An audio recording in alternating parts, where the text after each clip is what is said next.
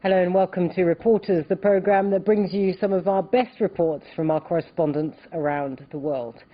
Well, this week we take you to India, a country still coming to terms with the deadly attacks which rocked Mumbai. Last November, a handful of Islamist extremists went on a terror rampage.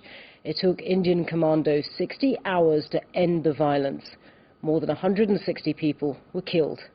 Well, Delhi's blamed Islamist extremists based in Pakistan, exacerbating historic tensions between the two countries.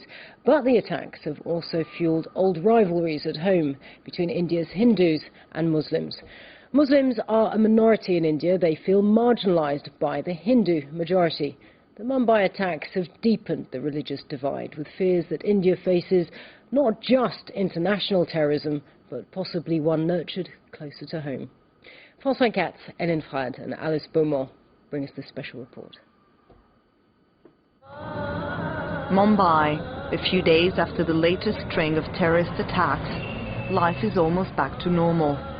Streets are crowded with traffic and cars relentlessly honk their horns, except here, a resounding silence.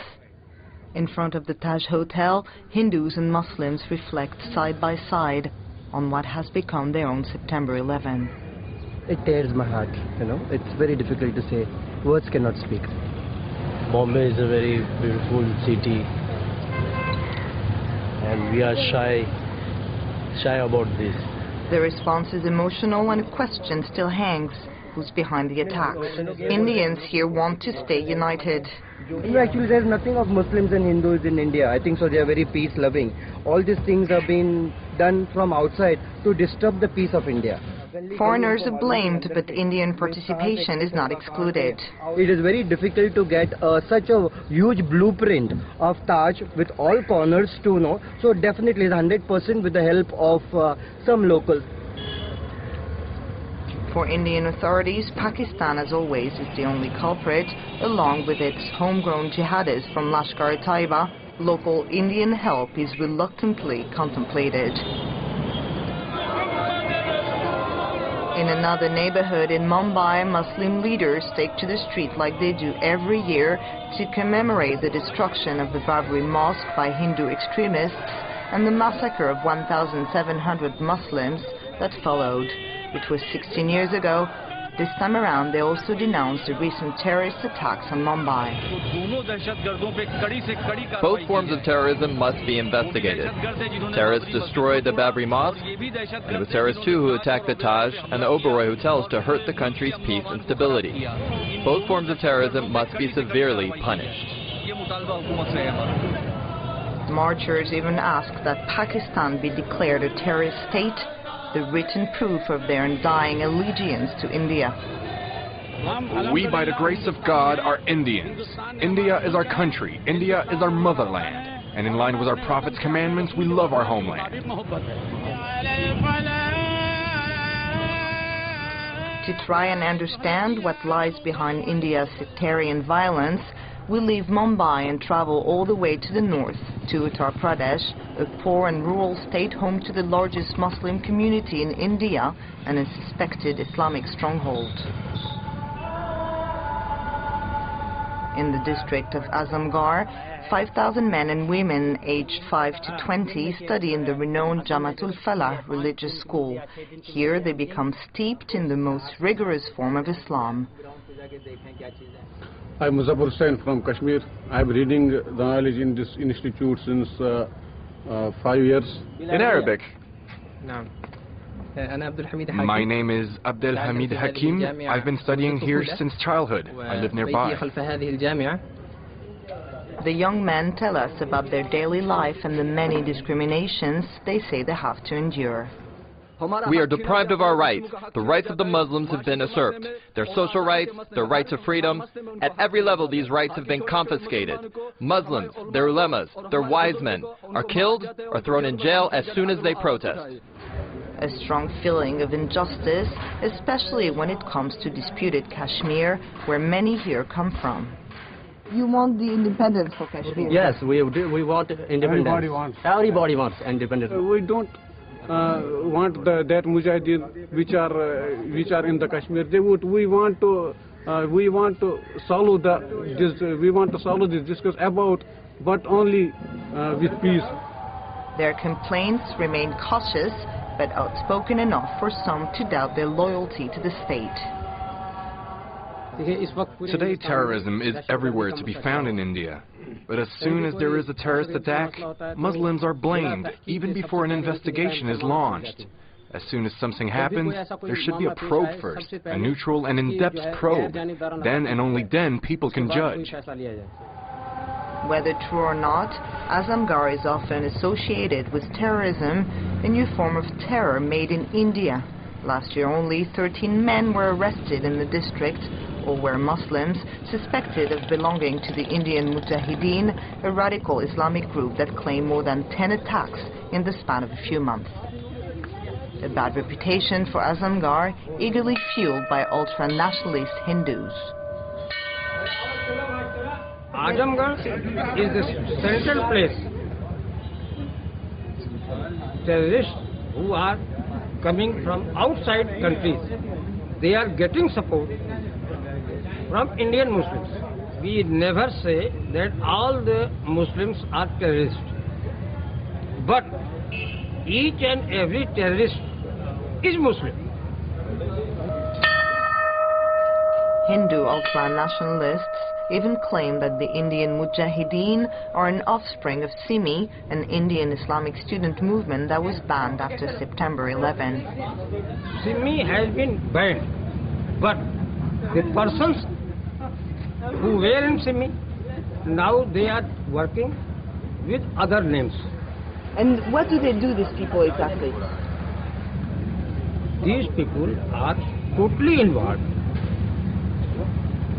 in all the big incidents, either of Delhi, either of Ayodhya, either of Lucknow, either of Bombay. So you're saying these people participated in terrorist attacks? Yes. Simi may have gone underground after being banned, but its former militants are still easy to find. Shahid Badr, a medical doctor, invites us to visit one of his local clinics. He spent 2.5 years in jail, but was eventually released and cleared. Back then, I was heading Simi at the national level. The central government, led by the BJP, banned our movement. Soon after, I was arrested and charged with delivering a speech in public in defiance of the ban.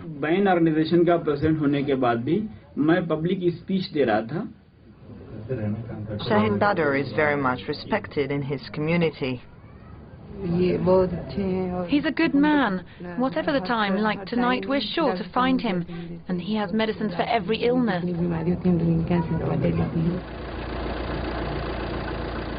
Shahid Badr is not only a doctor, he's also an alim, a learned man in Islam, someone people will seek out for advice to stay in the right path. Today, Muslims celebrate the feast. Shahid Badr has been entrusted with sacrificing several buffaloes in line with the religious tradition. It should be done by each and every Muslim must sacrifice an animal, but for those who do not know the book, they seek the assistance of a wise man. As I am an alim, people ask me to do it. Shahid Badr denies claims that his former Islamic movement has turned violent since the ban. As far as I know, not a single former member of Simi is part of Lashkar-e-Taiba, Jaish Muhammad, Haraktul Mujahideen, Haraktul Ansar, or Al-Qaeda. None of these militant groups. In the past 7 or 8 years, every time a bomb goes off, intelligence services blame it on Simi. And after a few months, but every time the movement ends up being cleared. Are fears of Simi well-founded or a mere invention of Hindu nationalists? At any rate, authorities are concerned by the abundance of mosques and religious schools in Azamgarh.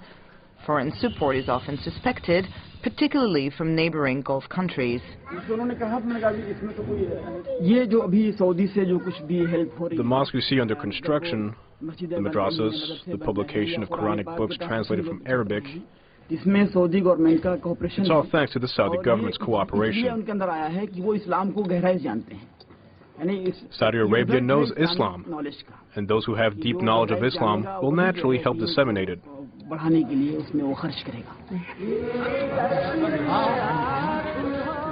Spreading the word of Islam, raising awareness, is Shahid Badr's other vocation besides medicine. People in Kakarata, his native village, woke up at dawn to prepare for a sermon on the occasion of the feast. A sermon under close surveillance. What I'm doing here? I'm watching. Yes, I'm a policeman. Around 100 worshippers came to listen to the former president of Simi, all under the watchful eye of yet another policeman who films the entire sermon. Today we sacrifice an animal for Allah, but if need be, in the name of God's religion, for the propagation of Islam, to protect the lives and honor of Muslims, God willing, we are ready to shed our own blood. A passionate sermon in which blood and honor take center stage. Cruel thugs disregard the honor of Muslim women in Mumbai. Young people from the security forces have disrespected 4 Muslim women. Wild animals in uniform are spreading trouble in our society. They stretch their hands towards our women with ill intentions. The knives we have at home and use for the feast should also be used against them to rip their stomachs open.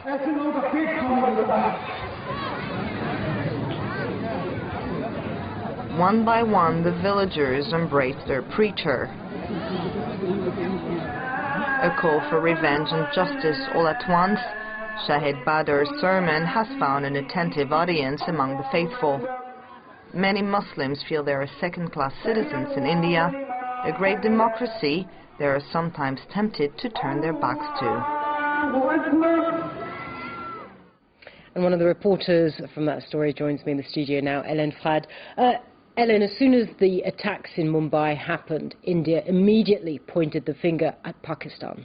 Yes, India immediately pointed her finger at Pakistan, and in particular at Lashkar-e-Taiba, a jihadist group located in Pakistan, very active in Kashmir, and who are supposed to have perpetrated these terrorist attacks. Pakistan reacted immediately by putting under house arrest the main leaders of this particular movement, but at the same time they refused to extradite them.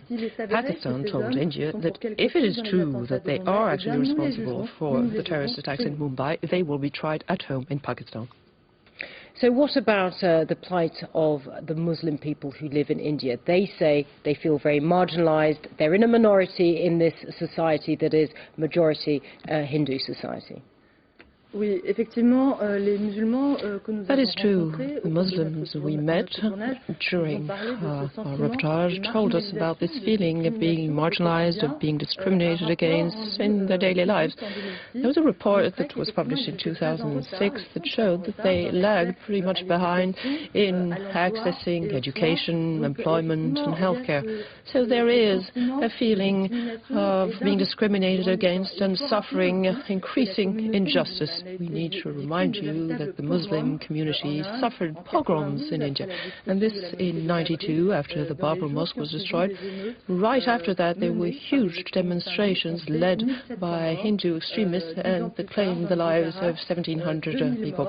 Later on in Gujarat there were also demonstrations by Hindu extremists that claimed the lives of over 200 people. So what is said is that they need to be tried, they need to be prosecuted.